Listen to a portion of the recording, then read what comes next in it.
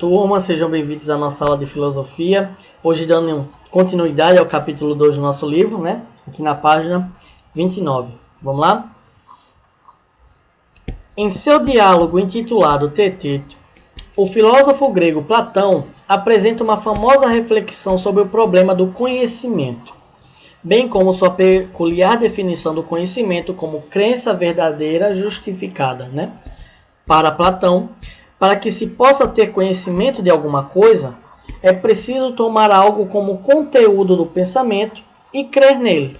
Além disso, algo não pode ser conhecimento se não puder ser justificado. É preciso existir uma justificativa racional para aquilo em que se crê. Justificativas podem envolver evidências. Por exemplo, quando acredito que o lápis está em cima da mesa, tenho como evidência minha visão do lápis sobre a mesa. E argumentos.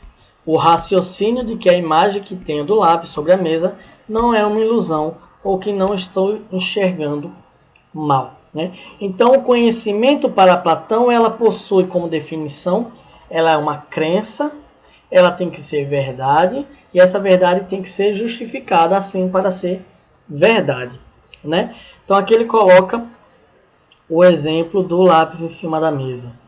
Vamos dar um exemplo de uma pessoa passando a marcha no carro, né? A pessoa coloca a primeira marcha, porque ela quer subir uma ladeira bem alta. Então ela acredita que aquela marcha será capaz de colocar o carro em cima daquela ladeira, subir aquela ladeira, né? Para essa crença ser verdadeira, ele tem que justificar ela. E ele justifica como?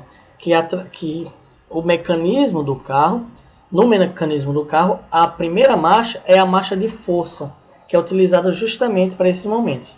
Então, comprovando isso, usando essa evidência, ele torna aquela crença dele verdade, tá? Então, para a definição do conhecimento, a crença tem que ser verdadeira e justificada, né? Essa justificação, essa justificativa, né, tem que ser baseada em relatos, pode ser evidências, né? Cotidiano e conhecimento. A princípio, o problema do conhecimento não se mostra tão importante para o nosso dia a dia. Comemos, trabalhamos, estudamos, conversamos, dirigimos, praticamos esporte, sem nos preocupar com o saber envolvido nessas atividades. Nelas, parece haver um saber fazer, isto é, um saber que tem função pragmática, de organizar nossas atividades diárias de sobrevivência e de convívio social. Então aqui está falando que parece que no nosso dia a dia, no nosso cotidiano, nós não nos importamos no conhecimento, né? Em saber que há um conhecimento. Nós apenas fazemos as coisas. E fazemos elas muito envolvido no hábito, né? Usando o mesmo exemplo do carro, né? Nós vemos que alguém que está dirigindo há pouco tempo, ela pensa em qual marcha ela deve passar, né? E agora eu vou passar nessa curva, que marcha eu devo colocar, né? Alguém que já dirige há muito tempo, pelo hábito, ele já nem pensa mais, ele vai, parece que é meio que automático, né? Então, quando nos alimentamos, por exemplo, fazemos isso com o propósito de sobreviver e manter a saúde. Herdamos pela tradição e pela cultura hábitos alimentares e formas de preparar os alimentos. Mas para que se convertesse em uma tradição, alguém teve de experimentar, investigar e descobrir como preparar e consumir os alimentos. Quantas pessoas já morreram envenenadas ou adoeceram desde o surgimento do Homo sapiens até que pudéssemos aprender quais alimentos são saudáveis e quais são nocivos, né? Então aqui vem dizendo que para saber cozinhar, com o exemplo que ele dá aqui, ou mesmo esse exemplo do passar a marcha, né, existe um conhecimento. Mesmo que a pessoa passe a marcha aqui no automático, né, no cotidiano, assim, no comum, no hábito, houve um conhecimento antes. Ele precisou acreditar em algo e esse algo foi comprovado para ele, né? Então, Mesmo as coisas como cozinhar, como escrever, né, e outras coisas, existe o conhecimento, né? E existem as crenças, né, no dia a dia, se elas forem verdadeiras e justificadas, há o conhecimento, né? E aqui entramos na postura cética, né? O cético, ele coloca as coisas em dúvida, né? Então, um exemplo de cético que vai ser utilizado aqui vai ser o de René Descartes, da frase penso, logo existo. Descartes, ele coloca em xeque tudo que ele sabe. Ele pensa tudo que ele sabe, tudo que ele aprendeu, ele coloca em xeque e diz: será que tudo isso é verdade? Ele coloca em dúvida. E uma das coisas que ele coloca em dúvida é a relação dele com o próprio corpo. Será que meu corpo existe? E ele fala isso pensando naquelas pessoas que perdem um membro, perdem um braço, por exemplo, e ainda sentem um braço, né? Ainda sentem um braço, sentem frio, calor, algo do tipo. Então ele pensa: será que meu corpo também não é como um membro fantasma? Né? E eu acho que existe um corpo? E aí ele vai chegar na conclusão que uma das coisas que vai colocar como verdade, a primeira coisa que vai colocar como verdade é o pensar, né? Porque ele diz: se eu estou pensando, o pensamento existe. E se eu estou pensando e o pensamento existe, eu existo. Por isso a frase penso logo existo, né? Por isso a frase penso logo existo. Porque ele diz: se o pensar é real e eu penso, então eu sou real. E daí ele leva para as outras coisas, né? Como, né, da existência do pensamento, deduziu a existência da extensão do corpo, da alma e de Deus, e prosseguiu na construção de sua filosofia e ciência.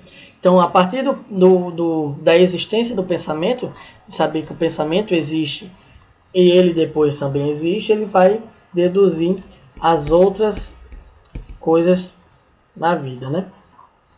Ser, pensar e dizer. Vai haver uma...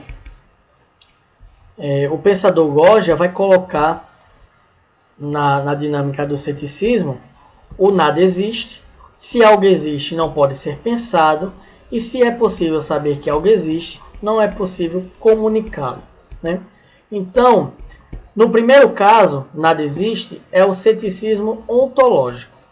A dúvida sobre a existência das próprias coisas, se as coisas realmente existem de fato, né? Ou se não é uma ilusão, tá?